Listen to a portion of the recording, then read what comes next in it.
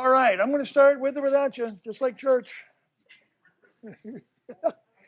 All right, chapter 4, we're going to talk about the methodology for the study. And what I'm doing here in chapter 4 is talking about how I came about finding the results to my research questions.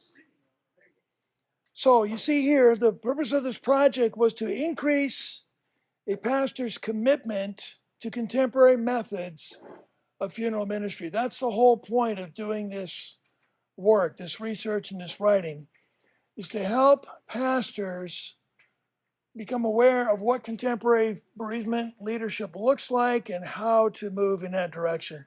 So the project was accomplished in 6 phases. Number 1, I wrote the training material designed to equip pastors with knowledge of the contemporary grief process and the skills required for effective contemporary funeral ministry. So training material was step 1. Number 2, I created an instrument designed to measure a pastor's, this is important, current understanding of the contemporary grief process and to measure a pastor's current funeral ministry methodology. So where is he right now? That's the first thing I wanted to measure. And then I invited pastors from the Pacific Northwest region of Washington State to participate in the Leading Tomorrow's Funerals training seminar. So I wrote the training material. I took an assessment of where pastors are in their understanding of the contemporary grief process, where they are right now in their style of funeral leadership. And then I brought them through some training to be aware of what contemporary funeral leadership looks like. And then, so then I taught that. It was a live half-day in-person training seminar for pastors who completed that pre-seminar survey. And then to those same who attended, I distributed a post-training survey to measure now what is your understanding of contemporary grief process, and now where are you in your commitment to leading contemporary funerals or events. And then I conducted a comparative analysis of the data collected in the pre-seminar survey and the post-seminar survey. So I gathered the material, I wrote the material, measured where those pastors were in their understanding and practice, took them through some training, and then measured again where they are in their understanding and practice, and then compared the results from the first assessment and the second assessment. And I want to give you just a simple overview of some of the findings as a result of that. So here's what I was looking for. I was looking for an increase in scores between the first and the second, of course, because that would indicate a pastor's increased understanding of the grief process, which is important, an increased understanding of the relationship between mourning and ritual, which is critically important, increased confidence in communicating with the bereaved about their experiences with grief. That's a lot of the pastoral care that we provide, is being able to show that we understand and can help them understand and move forward in their grief. Increased clarity regarding his own philosophy of funeral leadership. You haven't done a lot of services, you not necessarily know where you are in that whole leadership dynamic. How does this work? What do I do? What do I not do? And just my own comfort zone, a level of confidence in leading. So here are some questions or some statements found on the pre-training survey and the post-training survey. Identical questions given at different times. The first one before the training, second one after the training, and I'll show you the result of each. So here's statement number 1. I feel confident in my ability to explain what lies ahead for the newly bereaved. And prior, the men that were at the seminar, there were 12. So that's my sample, 12. Notice that 10, 11 of the 12 were in terms of their confidence in talking about grief process and where they are and where their people are heading, 11 of the 12 were either uncertain or even more uncomfortable than that. That's how they came to the training.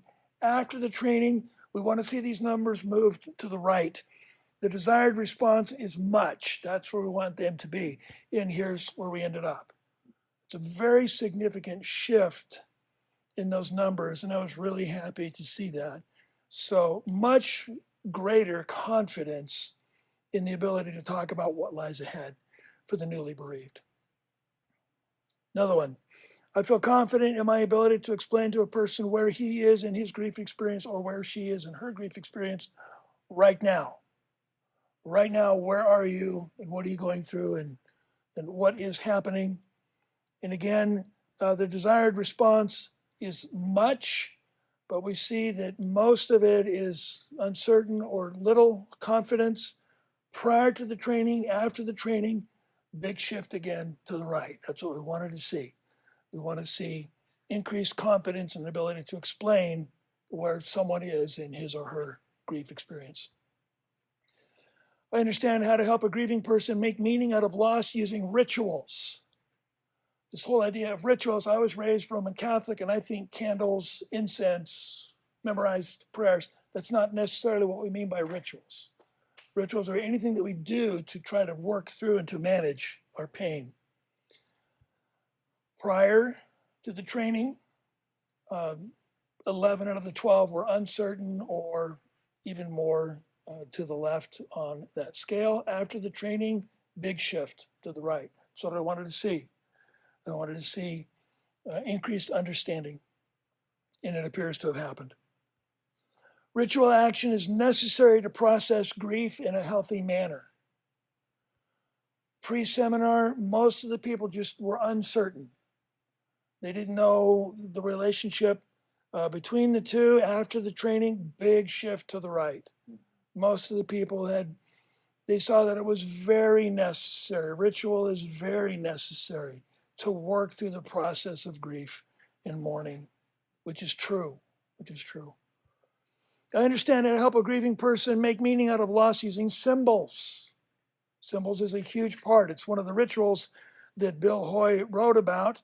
The desired response is much. We want people on the right side of the scale, but nearly all of them are on the left side of the scale. Just a lack of awareness at this point, at least, in terms of how to make meaning out of loss using symbols. There's much that is connected to that. After the training, after we talked about that and showed what the research indicates, a big shift to the right, which is what we want. We want to see that happening more and more.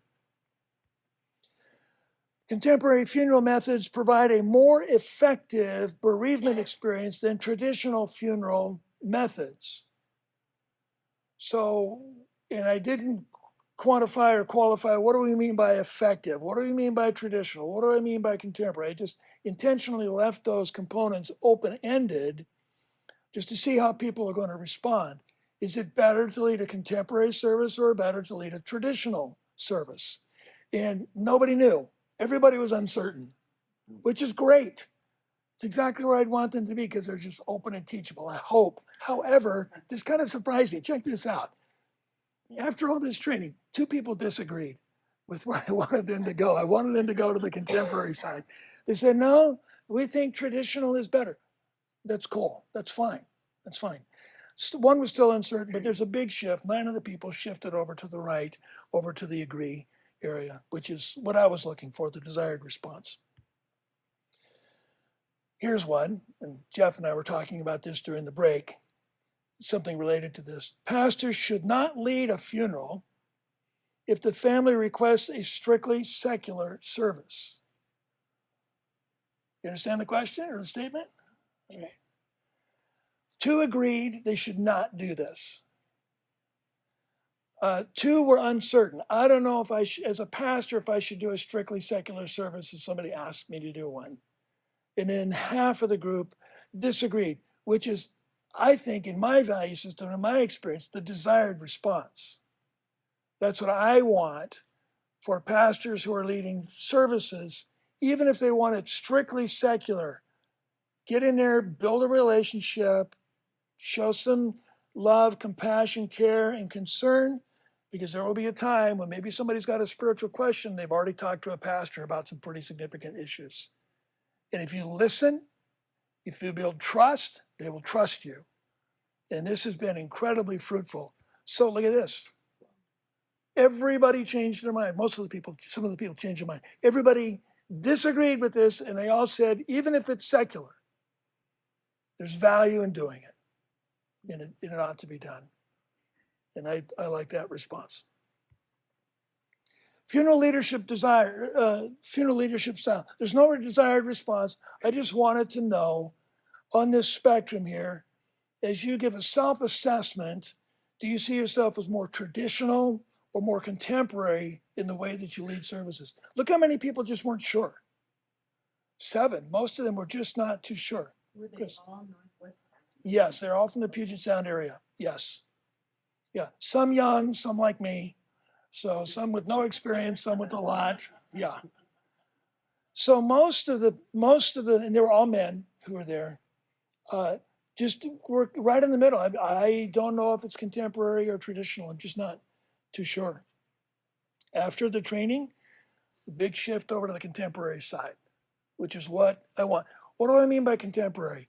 Customized. Listen, build this service around who your loved one is and was and will always be to you. Get away from the liturgy. Get away from the formula.